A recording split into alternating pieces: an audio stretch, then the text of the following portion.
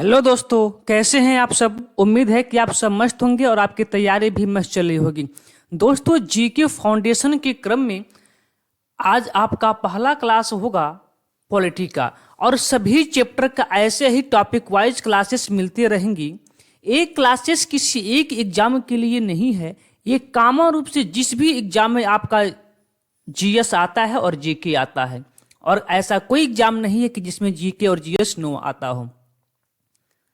तो उन सभी एग्जामों के लिए यह कॉमन बैच है। जीके यहां से एक भी प्रश्न बाहर नहीं जाने वाला है, क्योंकि हम सभी चैप्टर का एक बेहतर निचोड़ निकाल के आपको दे रहे हैं।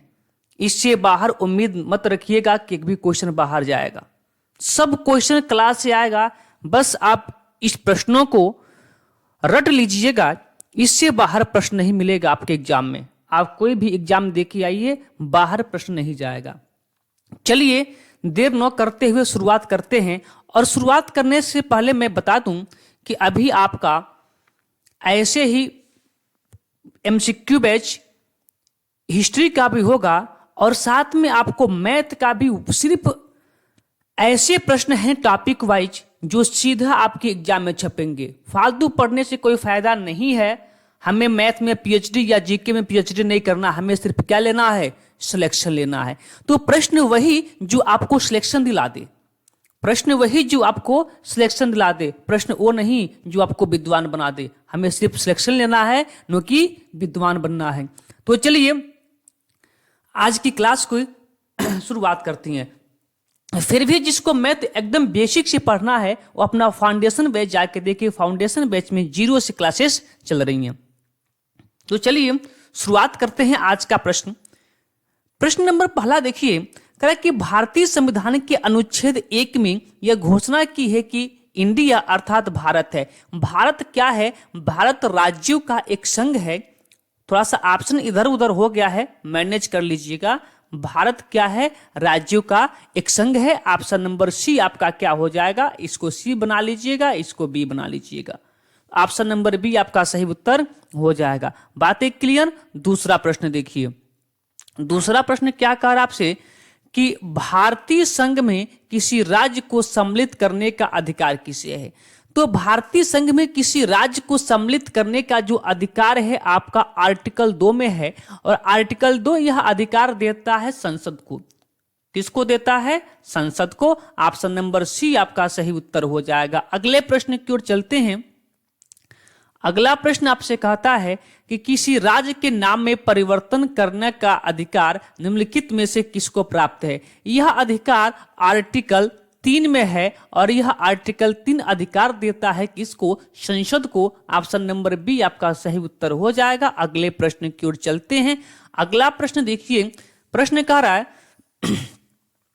कि राज्य में पुनर्गठन संबंधित विधेयक को संसद में प्रस्तुत करने से पूर्व किसकी सहमति प्राप्त करनी आवश्यक होती है? अच्छा, ऑप्शन थोड़ा सा गलत सेट हो गया है। ऑप्शन नंबर बी और डी एक ही हो गया है। इसको काट के आप बना लेंगे राष्ट्रपति। क्या बना लेंगे? राष्ट्रपति। राष्ट्रपति। और यही ऑप्शन राष्ट्रपति आपका सही हो जाएगा कि राज्य पुनर्गठन आयोग से संबंधित विधेयक को संसद में प्रस्तुत करने से पूर्व राष्ट्रपति की सहमति क्या होती है? आवश्यक होती है। अगले प्रश्न की ओर चलते हैं। कह रहा है कि भारतीय स्वतंत्रता के बाद कुल कितनी देशी रियासतें थीं? तो जब भारत स्वतंत्र हुआ था उस समय भारत में कुल 552 देशी रियासतें थी, जिसमें से सरदार वल्लभ भाई पटेल को एकीकरण का जिम्मेदारी सौंपा गया। सब देशी रियासतें क्या हुई? एकीकरण में सम्मिलित हो गई। लेकिन 3 देशी रियासतें थीं, वह सम्मिलित नहीं हो पाई हैं। अगला प्रश्न मैं आपसे यही पूछना चाहता हूं कि वह कौन से देशी रियासतें थी कि जो भारत में शामिल नहीं होना चाहती थी? शामिल तो हुई लेकिन बाद में हुई। लेकिन कौन कौन वो देशी रियासतें थीं जो भारत में शामिल नहीं होना चाहती थी? तो वह था कौन कौन? तो वह था आपका जूनागढ़, हैदराबाद और Jammu Kashmir. Option number B आपका सही उत्तर हो जाएगा। बाद में जूनागढ़ को जनमत संग्रह के द्वारा कैसे याद रखेंगे? तो जो से जूनागढ़ और जो से जनमत संग्रह। हैदराबाद को मिलाया गया ऑपरेशन पोलो के द्वारा, जम्मू कश्मीर को मिलाया गया विलय पत्र के द्वारा, और फिर इन तीनों राज्यों को भारत में क्या कर लिया गया, मिला लिया गया। अगले प्रश्न की ओर चलते हैं। प्रश्न नंबर 7 देखिएगा। देखिए अब किसको मिलाने की जिम्मेदारी दिया गया है, ये हमने अगला प्रश्न पूछ लिया। कह रहा है कि निम्नलिखित जोड़े में से किसने देशी रियासतों को भारतीय संघ का अंग बनाने में सबसे महत्वपूर्ण भूमिका अदा की थी। तो वह अदा किए थे सरदार वल्लभ भाई पटेल, लौह पुरुष सरदार वल्लभ भाई पटेल और वीपी मेनन ने। और इनका साथ एक अंग्रेज दिया था जिसका नाम आप बता सकते हैं। तो सरदार पटेल और वीपी मेनन के साथ एक अंग्रेज था जिसका नाम था माउंटबेटन। ठीक है, माउंटबेटन। ठीक है, ये भी नाम याद रखेंगे, कभी कभी ये भी पूछ लेता है कि भारत के एकीकरण में सरदार पटेल का किस अंग्रेज ने सहयोग, सरदार पटेल को किस अंग्रेज का सहयोग मिला था, तो वह था माउंटबेटन। आगे आपको लॉर्ड लगाने की आवश्यकता नहीं है, वहां पे लॉर्ड लिख के आएगा, लॉर्ड माउंटबेटन। चलिए अगले प्रश्न की ओर चलते हैं। प्रश्न नंबर 8 आपसे करा है कि मूल संविधान में राज्यों को कितने वर्गों में बांटा गया था। तो मूल संविधान को बांटा गया था किसमें, ABCD 4 राज्यों में बांटा गया था। ठीक है, 4 श्रेणियों में बांटा गया था। अगला प्रश्न हमने इसी के आधार पर रखा कि संविधान के प्रवर्तन के समय राज्यों को 4 श्रेणी अ ब स ड यानी कि ABCD में बांटा गया था। इन श्रेणियों को किस वर्ष समाप्त कर दिया गया। तो जब 1956 में राज्य पुनर्गठन आयोग का स्थापना हुआ था, तो राज्य पुनर्गठन आयोग की स्थापना हुई थी कितना में, 1956 में। और जब राज्य पुनर्गठन हुआ तो ABCD को हटा दिया गया और 14 राज्य और 6 केंद्र शासित प्रदेशों में भारत बटा हुआ था। किसमें, 14 राज्य और 6 केंद्र शासित प्रदेश। अगला प्रश्न देखिए, कह कि सर्वप्रथम भाषा के आधार पर आंध्र प्रदेश का गठन 1953 में। आपसे ये भी प्रश्न पूछ सकता है कि सर्वप्रथम भाषा के आधार पर बनने वाला कौन सा राज्य है, तो आपको याद रखना पड़ेगा आंध्र प्रदेश। कब हुआ था, 1953 में हुआ था। इसके पूर्व यहां पे आंदोलन हुआ था। इस आंदोलन में किसकी मृत्यु हो गई थी, तो पोती रामालू ने क्या किया था, 56 दिन तक भूख हड़ताल पे बैठ गए थे। 56 दिन तक भूख हड़ताल के बाद इनकी मृत्यु हो गई और इसके बाद से क्या कर दिया गया कि तेलुगु भाषा के लिए आंध्र प्रदेश का गठन कर दिया गया। अगले प्रश्न की ओर चलते हैं। अगला प्रश्न कह रहा है कि मूल संविधान में राज्यों को 4 अलग अलग प्रवर्गों को समाप्त करने के लिए किसकी अध्यक्षता में राज्य पुनर्गठन आयोग का गठन किया गया था, तो वह किया गया था फजल अली के। ठीक है, उसके अध्यक्ष कौन थे, फजल अली। चलिए अगला प्रश्न कर रहा है कि राज्य पुनर्गठन आयोग का गठन किस वर्ष किया गया था। तो राज्य पुनर्गठन आयोग का जो गठन किया गया था, राज्य पुनर्गठन आयोग, ठीक है, इसकी किस वर्ष किया गया था, 1953 में। 1953 में ऑप्शन नंबर डी आपका सही उत्तर हो जाएगा। अगला प्रश्न देखिए, कह रहा है कि 1956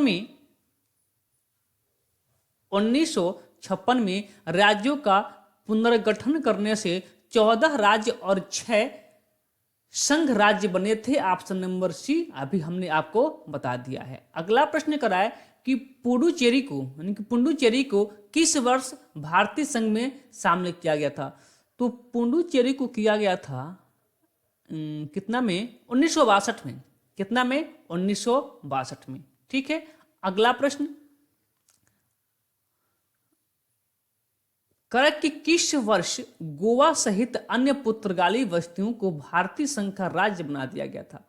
तो गोवा सहित अन्य पुर्तगाली बस्तियों को किया गया था 1961 में। ऑप्शन नंबर बी आपका सही उत्तर हो जाएगा। अगले प्रश्न की ओर चलते हैं। अगला प्रश्न आपसे कह रहा है कि किसी राज्य से कोई भी क्षेत्र पृथक या दो या दो से अधिक राज्यों को मिलाकर या किसी भी राज्य क्षेत्र में किसी राज्य के साथ मिलाकर अन्य राज्यों का निर्माण कौन कर सकता है? तो वह कर सकता है कौन? संसद। ऑप्शन नंबर बी आपका सही उत्तर हो जाएगा। अगला प्रश्न देखिएगा, कि भारत में एक नया राज्य सृजित करने वाले विधेयक को पारित होना अनिवार्य है साधारण बहुमत द्वारा। संसद में साधारण बहुमत से ही ये परिवर्तन संसद कर सकती है। ठीक है, आगे देखिए, अगला प्रश्न कर रहा है प्रश्न नंबर 18 कि सिक्किम भारत का एक राज्य बना था। ऑप्शन 30वें संविधान, 32वें, 35वें और 42वें। अब आप क्या कीजिएगा, इसी को कर लीजिएगा 36वें संविधान संशोधन। ठीक है, क्योंकि 35वें संविधान संशोधन के माध्यम से क्या बना था? सहराज्य बना था। क्या बना था? सहराज्य बना था। ठीक है ना। लेकिन 36वें संविधान संशोधन के माध्यम से सिक्किम भारत का 22वां राज्य बन गया था। तो ऑप्शन नंबर ए यानी कि 36वें संविधान संशोधन। ठीक है, चलिए अगला प्रश्न क्या कहता है, देखिए प्रश्न कह रहा है कि केंद्र शासित प्रदेश के मुख्यमंत्री जहां पर इस तरह का प्रावधान है किसके द्वारा नियुक्त किए जाते हैं? राष्ट्रपति, प्रधानमंत्री, उपराष्ट्रपति, उपराज्यपाल। देखिए, ये राष्ट्रपति और उपराज्यपाल दोनों के द्वारा नियुक्त हो सकते हैं। ठीक है, राष्ट्रपति और उपराज्यपाल दोनों के द्वारा नियुक्त हो सकते हैं। ऐसे अगर दो ऑप्शन सही होता है तो आप इस पर क्लेम कर सकते हैं। ठीक है, अगला प्रश्न देखिए, कह रहा है कि हाल ही में आंध्र प्रदेश से अलग होकर एक नए राज्य तेलंगाना का गठन हुआ था। इससे भारतीय संविधान की किस सूची में परिवर्तन हुआ होगा? तो किसमें हुआ होगा? तो आर्टिकल 1 में आपका लिखा गया कि भारत में कितने राज्य हैं और कितने केंद्र शासित प्रदेश हैं। किसमें लिखा गया है? 1 में। तो जब आंध्र प्रदेश से तेलंगाना अलग हुआ होगा तो इसी 1 में न जोड़ा गया होगा कि भारत में एक राज्य क्या हो गए हैं? बढ़ गए हैं। तो अनुसूची 1 आपका सही उत्तर हो जाएगा। अगला प्रश्न कर रहा है कि किस वर्ष सिक्किम भारत का 22वां राज्य बना? किस वर्ष सिक्किम भारत का 22वां राज्य बना? तो अभी हमने आपको बताया कि 36वें संविधान संशोधन 1975 के द्वारा सिक्किम क्या होता है? भारत का 22वां राज्य बनता है। तो ऑप्शन नंबर डी आपका सही उत्तर हो जाएगा। अगला प्रश्न कर रहा है कि फ्रांसीसी उपनिवेश चंद्रनगर का विलय किस राज्य में किया गया? तो फ्रांसीसी उपनिवेश चंद्रनगर का जो विलय किया गया था पश्चिम बंगाल में किया गया था। ऑप्शन नंबर डी आपका सही उत्तर हो जाएगा। अगला प्रश्न कर रहा है कि 1953 में गठित राज्य पुनर्गठन आयोग के अध्यक्ष कौन थे? फजल अली। क्वेश्चन रिपीट हो गया। ठीक है, चलिए आगे कर रहा है कि संविधान के निम्नलिखित में से किस प्रावधान के अंतर्गत भारतीय संसद को नया राज्य बनाने का अधिकार है?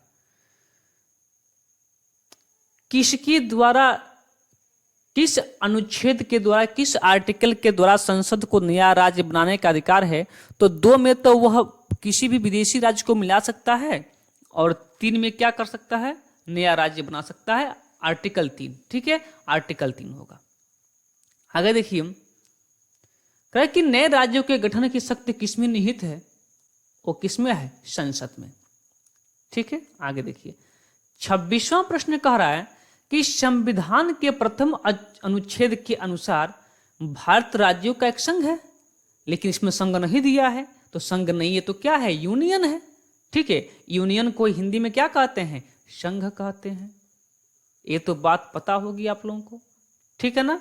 चलिए आगे देखिए, अगला कह रहा है कि आंध्र प्रदेश एक भाषाई राज्य के रूप में गठित हुआ। ऊपर किसी प्रश्न में हमने बता रखा है कि कितना में हुआ था? तो 1953 में हुआ था। 1953 में ना? हाँ, 1953 में। ठीक है, 1953 में। ऑप्शन नंबर बी आपका सही उत्तर है। अगला प्रश्न कह रहा है, प्रश्न छूट गया क्या? नहीं, ठीक है, 27 हो गया, 28 पे आ गए। कह रहा है कि भाषाई आधार पर राज्यों का पुनर्गठन कब किया गया? तो भाषाई आधारों पर राज्यों का पुनर्गठन किया गया था 1956 में। ठीक है, 1956 में 14 राज्य और 6 केंद्र शासित प्रदेश निकल के सामने आए थे। अगला प्रश्न कराए कि भाषाई आधार पर सर्वप्रथम किस राज्य का गठन हुआ, तो आपको पता है कि आंध्र प्रदेश का हुआ था। ऑप्शन नंबर बी आपका सही उत्तर है। अगला प्रश्न कह रहा है कि एक राज्य को संघ में सम्मिलित करने अथवा नए राज्य की स्थापना करने की कार्यपालिका शक्ति निम्नलिखित में से किसको प्राप्त है, संसद को। यह भी प्रश्न रिपीट हो गया था। तो देखिए पहला चैप्टर था संघ एवं उसके राज्य क्षेत्र, इससे हमने यह मात्र 30 प्रश्न निकाले थे। मुझे नहीं उम्मीद है कि इन 30 प्रश्नों में से बाहर कोई प्रश्न जाएगा। पूरा निचोड़ आपको दे दिए हैं जितने भी मोस्ट इंपॉर्टेंट प्रश्न थे। तो चलिए फिर आज के क्लास को रोक देते हैं, अभी मिलते हैं अपने हिस्ट्री वाले क्लास में। तब तक के लिए धन्यवाद।